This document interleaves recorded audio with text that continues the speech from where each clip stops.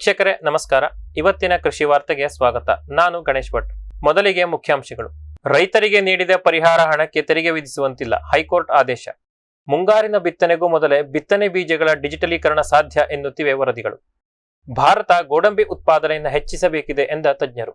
ಯುದ್ಧದ ಬಗ್ಗೆ ತಲೆಕೆಡಿಸಿಕೊಳ್ಳದ ಗಡಿ ಭಾಗದ ರೈತರು. ಉತ್ತಮ ರೀತಿಯಲ್ಲಿ ಸಾಗುತ್ತಿದೆ ಬಿತ್ತನೆ ಕಾರ್ಯ. ಜರ್ಮನಿಯ ಒಂದು ಉತ್ಪಾದನಾ ಘಟಕವನ್ನು ಮುಚ್ಚಲಿರುವ ಬೇಯರ್ ಸಂಸ್ಥೆ. ಅಫ್ಘಾನಿಸ್ತಾನದಿಂದ ಒಣ ಹಣ್ಣುಗಳನ್ನು ತರಲು ಅವಕಾಶ ಮಾಡಿಕೊಡಿ ಎಂದು ಸರ್ಕಾರವನ್ನು ಕೋರಿದ ಎನ್ಡಿಎಫ್ಸಿ. ಇದೀಗ ವಾರ್ತೆಗಳ ವಿವರ. ರೈತರಿಗೆ ನೀಡಿದ ಪರಿಹಾರ ಹಣಕ್ಕೆ ತೆರಿಗೆ ವಿಧಿಸುವಂತಿಲ್ಲ, ಹೈಕೋರ್ಟ್ ಆದೇಶ. ಅಭಿವೃದ್ಧಿ ಯೋಜನೆಗಳಿಗಾಗಿ ಭೂಮಿ ನೀಡಿದ ರೈತರಿಗೆ ವಿತರಿಸುವ ಪರಿಹಾರದ ಹಣಕ್ಕೆ ಸರಕು ಮತ್ತು ಸೇವಾ ತೆರಿಗೆಯನ್ನ ವಿಧಿಸಲಾಗುತ್ತಿತ್ತು. ಇದು ಸಲ್ಲದು, ಈ ರೀತಿ ಮಾಡಬಾರದು ಎಂದು ಹೈಕೋರ್ಟ್ ಮಹತ್ವದ ಆದೇಶವನ್ನ ನೀಡಿದೆ. ಬೆಂಗಳೂರು ಮೆಟ್ರೋ ರೈಲು ಯೋಜನೆಗೆ ಕರ್ನಾಟಕ ಕೈಗಾರಿಕಾ ಪ್ರದೇಶ ಅಭಿವೃದ್ಧಿ ಮಂಡಳಿ ರೈತರ ಜಮೀನನ್ನ ಸ್ವಾಧೀನಪಡಿಸಿಕೊಂಡಿತ್ತು. ಅದಕ್ಕೆ ಪರಿಹಾರವಾಗಿ ರೈತರಿಗೆ ಹಣವನ್ನ ನೀಡಲಾಗಿದೆ. ನೀಡಿದ್ದ ಪರಿಹಾರ ಹಣದ ಮೇಲೆ ಜಿಎಸ್ಟಿ ಕಟ್ಟಿ ಎಂದು ವಾಣಿಜ್ಯ ತೆರಿಗೆ ಇಲಾಖೆ ಶೋಕಾಸ್ ನೋಟಿಸ್ ಜಾರಿ ಮಾಡಿತ್ತು. ಇದನ್ನು ಪ್ರಶ್ನಿಸಿ ರೈತರು ಹೈಕೋರ್ಟ್ನ ಮೆಟ್ಟಿಲೇರಿದ್ದರು. ಅರ್ಜಿ ವಿಚಾರಣೆಯನ್ನ ಕೈಗೆತ್ತಿಕೊಂಡ ಎಸ್ಆರ್ ಕೃಷ್ಣಕುಮಾರ್ ಅವರ ನ್ಯಾಯಪೀಠ ರೈತರ ಪರವಾಗಿ ನಿರ್ಣಯವನ್ನ ನೀಡಿದೆ.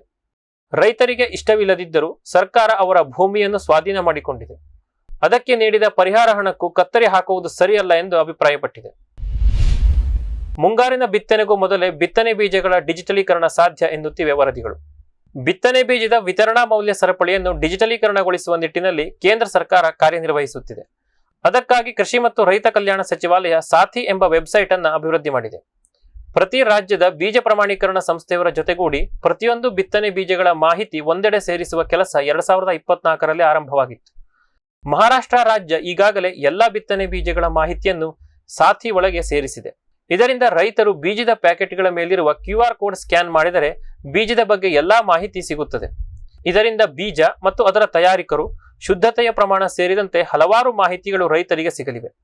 ಜೊತೆಗೆ ನಕಲಿ ಬಿತ್ತನೆ ಬೀಜಗಳ ಮಾರಾಟವನ್ನು ಹತ್ತಿಕ್ಕಲು ಕೇಂದ್ರಕ್ಕೆ ಸಾಧ್ಯವಾಗಲಿದೆ. 2024ರ ಹಿಂಗಾರಿನಲ್ಲಿ ಇನ್ನೂ 24 ರಾಜ್ಯಗಳು ಕೇಂದ್ರ ಸರ್ಕಾರದ ಆದೇಶದಂತೆ ತಮ್ಮ ರಾಜ್ಯದ ಬಿತ್ತನೆ ಬೀಜಗಳ ಮಾಹಿತಿಯನ್ನು ಸಾಥಿ ಪೋರ್ಟಲ್ನಲ್ಲಿ ನೋಂದಾಯಿಸಲು ತೊಡಗಿದ್ದವು.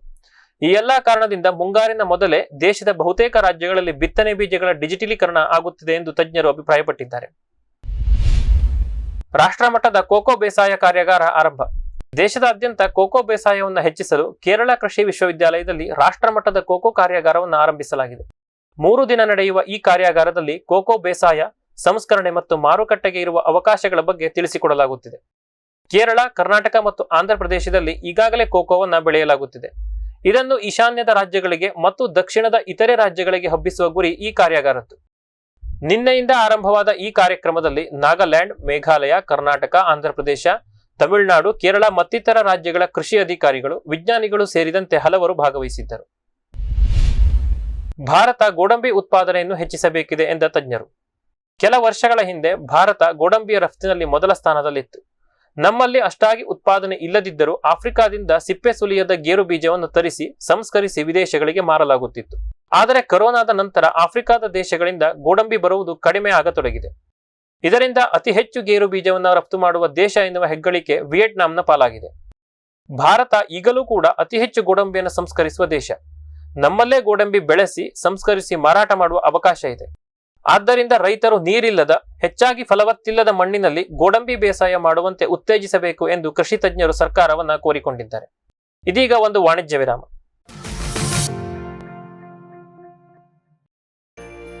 ಗಿಳಿ, ನವಿಲು, ಕಾಗೆ, ಮೈನಾ ಮುಂತಾದ ಹಕ್ಕಿಗಳ ಉಪಟಳ ಹಣ್ಣು, ಕಾಡು, ಧಾನ್ಯದ ಬೆಳೆಗಳಲ್ಲಿ ಮಿತಿ ಮೀರಿದೆ. ತಮಟೆ, ಪಟಾಕಿ, ಕೂಗು, ರಿಬ್ಬನ್ ಇದೀಗ ಕೆಲಸ ಮಾಡುತ್ತಿಲ್ಲ. ಹಕ್ಕಿ ಬೆದರಿಸಿ ಓಡಿಸಲು ಬಂದಿರುವ ವೈಜ್ಞಾನಿಕ ಉಪಾಯ ಗ್ರೆಸ್ ಇಕೋ ಸೈನ್ಸಸ್ನವರ ಜೈವಿಕ ಧ್ವನಿ ತಂತ್ರಜ್ಞಾನ. ಅತ್ಯಲ್ಪ ಖರ್ಚಿನಲ್ಲಿ ಸುಸ್ಥಿರ ಪರಿಹಾರ, ದೀರ್ಘಕಾಲ ಪರಿಣಾಮಕಾರಿ. ದಾಳಿಂಬೆ, ಸೀಬೆ, ಮಾವು, ಚಿಕ್ಕು ಇತ್ಯಾದಿಗಳನ್ನು ಪ್ರಾಣಿ ಪಕ್ಷಿಗಳಿಂದ ರಕ್ಷಿಸಿಕೊಳ್ಳಿ. ಗ್ರೆಸ್ ಇಕೋ ಸೈನ್ಸಸ್. ಬ್ಯಾರಿಕ್ ಸೆಂಟರ್ ಫೆರ್ಮೋನ್ ಟ್ರಾಪ್ಸ್ನೊಂದಿಗೆ ರೇನೋಸಾರಸ್ ದುಂಬಿ ಮತ್ತು ಕೆಂಪು ಮೂತಿ ಹುಳುಗಳಿಂದ ತೆಂಗು, ತಾಳೆ, ಅಡಿಕೆ ಮರಗಳ ಸಂರಕ್ಷಣೆ. ತರಕಾರಿ ಮತ್ತು ಹಣ್ಣಿನ ಬೆಳೆಗಳಲ್ಲಿ ಹಣ್ಣಿನ ನೊಣಗಳ ನಿಯಂತ್ರಣಕ್ಕೆ ಬ್ಯಾರಿಕ್ ಸ್ಕ್ಯಾಚ್ ಫ್ರೂಟ್ ಫ್ಲೈ ಹಾಗೂ ವೆಜಿಟೇಬಲ್ ಫ್ಲೈ ಟ್ರ್ಯಾಪ್. ರಸ ಹೀರುವ ಕೀಟಗಳನ್ನು ಹಿಡಿಯಲು ಬಣ್ಣದ ಕ್ರೋಮ್ಯಾಟಿಕ್ ಸ್ಟಿಕ್ಕಿ ಟ್ರ್ಯಾಪ್ಸ್. ಪೇಟೆಂಟ್ ಹೊಂದಿದ ತಂತ್ರಜ್ಞಾನ, ದೀರ್ಘಕಾಲದವರೆಗೂ ಬಾಳಿಕೆ. ಕೀಟನಾಶಕಗಳಿಗೆ ಪರ್ಯಾಯ, ಪರಿಸರಕ್ಕೆ ಪೂರಕ. ಸುಸ್ಥಿರ ಸಾವಯವ ಕೃಷಿಗಾಗಿ ಬ್ಯಾರಿಕ್ಸ್. ಮಂಗ, ಹಂದಿ, ಕಾಡೆಮ್ಮೆ, ಜಿಂಕೆ, ಆನೆ ಮುಂತಾದ ವನ್ಯಪ್ರಾಣಿಗಳ ಕಾಟದಿಂದ ಬೇಸತ್ತಿದ್ದೀರಾ? ಚಿಂತಿಸಬೇಡಿ. ಗ್ರಾಸ್ ಇಕೋಸೈನ್ಸಸ್ ಅವರ ಜೈವಿಕ ಧ್ವನಿ ತಂತ್ರಜ್ಞಾನ ನಿಮ್ಮ ನೆರವಿಗಿದೆ. ಕಾಫಿ, ಕೋಕೋ, ತೆಂಗು, ಅಡಿಕೆ, ದಾಳಿಂಬೆ, ಬಾಳೆ, ಹೂ, ಹಣ್ಣು, ತರಕಾರಿ, ಭತ್ತ, ಕಬ್ಬು ಬೆಳೆ ಸಂರಕ್ಷಿಸಿ. ಅಂತಾರಾಷ್ಟ್ರೀಯ ತಂತ್ರಜ್ಞಾನ, ಕೈಗೆಟುಕುವ ಬೆಲೆ. ಏರ್ಪೋರ್ಟ್ ಅಳವಡಿಸಿದ ತಂತ್ರಜ್ಞಾನ ಈಗ ನಿಮ್ಮ ತೋಟ ರಕ್ಷಣೆಗೆ ಗ್ರಾಸ್ ಇಕೋಸೈನ್ಸಸ್. ವಿರಾಮದ ನಂತರ ಕೃಷಿ ವಾರ್ತೆಗೆ ಮತ್ತೊಮ್ಮೆ ಸ್ವಾಗತ. ಯುದ್ಧದ ಬಗ್ಗೆ ತಲೆಕೆಡಿಸಿಕೊಳ್ಳದ ಗಡಿ ಭಾಗದ ರೈತರು. ಉತ್ತಮ ರೀತಿಯಲ್ಲಿ ಸಾಗುತ್ತಿದೆ ಬಿತ್ತನೆ ಕಾರ್ಯ. ಕಳೆದ ಕೆಲ ದಿನಗಳಿಂದ ನೆರೆ ರಾಷ್ಟ್ರ ಪಾಕಿಸ್ತಾನ ಜೊತೆಗೆ ಸಂಬಂಧ ಹದಗೆಟ್ಟಿದೆ. ಪರಿಸ್ಥಿತಿ ಇನ್ನಷ್ಟು ವಿಷಮವಾಗಿ ಎರಡು ದೇಶದ ನಡುವೆ ಯುದ್ಧವಾಗುವ ಮಟ್ಟಿಗೆ ಬಂದು ನಿಂತಿದೆ. ಪಾಕಿಸ್ತಾನ ಜೊತೆಗೆ ಪಂಜಾಬ್ ಮತ್ತು ರಾಜಸ್ಥಾನ ರಾಜ್ಯಗಳು ಗಡಿಯನ್ನ ಹೊಂದಿವೆ. ಎರಡೂ ರಾಜ್ಯದ ಒಟ್ಟಾರೆ 10 ಜಿಲ್ಲೆಗಳಲ್ಲಿ ಯುದ್ಧ ಯಾವಾಗ ಆರಂಭವಾಗುತ್ತದೆ ಎನ್ನುವ ಭಯದ ವಾತಾವರಣ ಏರ್ಪಟ್ಟಿದೆ. ರಾಜಸ್ಥಾನದಲ್ಲಿ ಮುಂಗಾರಿಗೆ ಸಾಮಾನ್ಯವಾಗಿ ರೈತರು ಹೆಸರುಬೇಳೆ ಮತ್ತು ಬಾಜ್ರಾವನ್ನ ಬೆಳೆಯುತ್ತಾರೆ. ಇನ್ನು ಗಡಿ ಭಾಗದ ಪಂಜಾಬ್ನಲ್ಲಿ ಸಾಮಾನ್ಯವಾಗಿ ಬಾಸುಮತಿ ಮತ್ತು ಸಾಮಾನ್ಯ ಭತ್ತವನ್ನ ಬಿತ್ತಲಾಗುತ್ತದೆ. ಯುದ್ಧದ ವಾತಾವರಣ ಮೂಡಿರುವುದರಿಂದ ರೈತರಿಗೆ ಭೂಮಿ ತಯಾರಿ ಮಾಡಿಕೊಳ್ಳುವುದು ಕಷ್ಟ ಎನ್ನಲಾಗಿದೆ. ಆದರೆ ಎರಡೂ ರಾಜ್ಯದ ರೈತರು ನಿರಾತಂಕವಾಗಿ ಮುಂಗಾರಿಗೆ ಸಿದ್ಧತೆಗಳನ್ನ ಮಾಡಿಕೊಳ್ಳುತ್ತಿದ್ದಾರೆ. ಯುದ್ಧ ನಡೆದೇ ಬಿಟ್ಟಿತ್ತು ಎಂದಾಗ ಕೃಷಿ ಚಟುವಟಿಕೆಗಳನ್ನ ನಿಲ್ಲಿಸಿದ್ದೆವು. ಆದರೆ ಕದನ ವಿರಾಮ ಘೋಷಣೆ ಆದ ನಂತರ ಕೃಷಿ ಚಟುವಟಿಕೆಯನ್ನ ಆರಂಭಿಸಿವೆ. ಯುದ್ಧ ನಡೆದೇ ಬಿಟ್ಟಿತ್ತು ಎಂದಾಗ ಕೃಷಿ ಚಟುವಟಿಕೆಗಳನ್ನು ನಿಲ್ಲಿಸಿದ್ದೆವು. ಆದರೆ ಕದನ ವಿರಾಮ ಘೋಷಣೆ ಆದ ನಂತರ ಕೃಷಿ ಚಟುವಟಿಕೆಯನ್ನ ಆರಂಭಿಸಿದ್ದೇವೆ. ಆದರೆ ಪಾಕಿಸ್ತಾನಕ್ಕೆ ತಕ್ಕ ಪಾಠ ಕಲಿಸಲು ಸರ್ಕಾರ ಯುದ್ಧಕ್ಕೆ ನಿಂತರೆ ಬೆಳೆ ಬೆಳೆಯುವುದನ್ನು ನಿಲ್ಲಿಸಲು ಸಿದ್ಧವಿದ್ದೇವೆ ಎಂದು ರೈತರು ತಿಳಿಸಿದ್ದಾರೆ. ಜರ್ಮನಿಯ ಒಂದು ಉತ್ಪಾದನಾ ಘಟಕವನ್ನು ಮುಚ್ಚಲಿರುವ ಬೇಯರ್ ಸಂಸ್ಥೆ. 20ನೇ ಶತಮಾನದಲ್ಲಿ ಬೇಯರ್ ಸಂಸ್ಥೆ ಕೃಷಿ ರಾಸಾಯನಿಕ ಮತ್ತು ಗೊಬ್ಬರಗಳ ಉತ್ಪಾದನೆಯಲ್ಲಿ ದಿಗ್ಗಜನೆನಿಸಿಕೊಂಡಿತ್ತು. ಆದರೆ 2010ರ ನಂತರ ಪರಿಸ್ಥಿತಿ ಬದಲಾಗತೊಡಗಿದೆ. ಏಷ್ಯಾದ ಹಲವಾರು ರಾಷ್ಟ್ರಗಳು ಹೊಸ ಕೃಷಿ ರಾಸಾಯನಿಕಗಳನ್ನು ಅಭಿವೃದ್ಧಿಪಡಿಸಲು ಉತ್ತೇಜಿಸತೊಡಗಿದವು. ಸ್ಥಳೀಯವಾಗಿ ಗೊಬ್ಬರ ತಯಾರಿಕಾ ಘಟಕಗಳನ್ನು ಸ್ಥಾಪಿಸಿ ಆಮದನ್ನು ಕಡಿಮೆ ಮಾಡುವತ್ತ ಗಮನ ಹರಿಸಲಾಗುತ್ತಿದೆ. ಕೂಲಿ ಆಳುಗಳು ಹೆಚ್ಚಾಗಿ ಸಿಗುವ ಏಷ್ಯಾದ ರಾಷ್ಟ್ರಗಳಲ್ಲಿ ಉತ್ಪಾದನಾ ವೆಚ್ಚ ಕಡಿಮೆ. ಉತ್ತಮ ಗುಣಮಟ್ಟದ ಹೆಚ್ಚು ರಾಸಾಯನಿಕಗಳನ್ನು ಉತ್ಪಾದಿಸಿ ಈಗಾಗಲೇ ಬೇರೆ ಖಂಡದ ಮಾರುಕಟ್ಟೆಗಳಿಗೆ ಹೊಸ ಕಂಪನಿಗಳ ಉತ್ಪನ್ನಗಳು ಕಾಲಿಟ್ಟಿವೆ. ಅದೊಂದೇ ಅಲ್ಲದೆ ಯುರೋಪ್ ಒಕ್ಕೂಟ ಕೂಡ ಕೃಷಿ ರಾಸಾಯನಿಕ ಉತ್ಪಾದನೆ ಮತ್ತು ರಫ್ತಿನ ಮೇಲೆ ಹೊಸ ನಿರ್ಬಂಧವನ್ನು ವಿಧಿಸತೊಡಗಿದೆ. ಈ ಎಲ್ಲಾ ಕಾರಣದಿಂದ 2028ರ ಒಳಗೆ ಜರ್ಮನಿಯ ಫ್ರಾಂಕ್ಫರ್ಟ್ ನಲ್ಲಿರುವ ರಾಸಾಯನಿಕ ತಯಾರಿಕಾ ಘಟಕವನ್ನು ಸಂಪೂರ್ಣವಾಗಿ ಮುಚ್ಚಲು ಬೇಯರ್ ನಿರ್ಧರಿಸಿದೆ. ಇನ್ನು 3 ವರ್ಷದ ಒಳಗೆ ಅಲ್ಲಿನ ಕಾರ್ಮಿಕರನ್ನ ಬೇರೆಡೆಗೆ ಸ್ಥಳಾಂತರಿಸಲಾಗುತ್ತದೆ ಎಂದು ಬೇಯರ್ ಭರವಸೆಯನ್ನ ನೀಡಿದೆ. ಅಫ್ಘಾನಿಸ್ತಾನದಿಂದ ಒಣ ಹಣ್ಣುಗಳನ್ನು ತರಲು ಅವಕಾಶ ಮಾಡಿಕೊಡಿ ಎಂದು ಸರ್ಕಾರವನ್ನು ಕೋರಿದ NDFC. ಒಣ ದ್ರಾಕ್ಷಿ, ಅಂಜೂರ ಮತ್ತು ಎಪ್ರಿಕಾಟ್ ಅನ್ನು ಭಾರತ ಹೆಚ್ಚಾಗಿ ಅಫ್ಘಾನಿಸ್ತಾನದಿಂದ ತರಿಸಿಕೊಳ್ಳುತ್ತದೆ. ಅಫ್ಘಾನಿಸ್ತಾನದ ಮೂಲಕ ವಿಮಾನದಲ್ಲಿ ಪಾಕಿಸ್ತಾನದ ವಾಯುಮಾರ್ಗವನ್ನ ಹಾದು ಒಣಹಣ್ಣುಗಳು ಭಾರತವನ್ನ ತಲುಪುವುದು ಹಲವಾರು ವರ್ಷಗಳಿಂದ ನಡೆದುಕೊಂಡು ಬಂದಿರುವ ರೂಢಿ. ಆದರೆ ಭಾರತ ಮತ್ತು ಪಾಕಿಸ್ತಾನದ ಮಧ್ಯೆ ಯುದ್ಧಾತಂಕದ ನಿಟ್ಟಿನಲ್ಲಿ ಎರಡೂ ದೇಶಗಳು ತನ್ಮೂಲಕ ಹಾದು ಹೋಗುವ ವಾಯುಮಾರ್ಗವನ್ನ ಬಂದ್ ಮಾಡಿವೆ.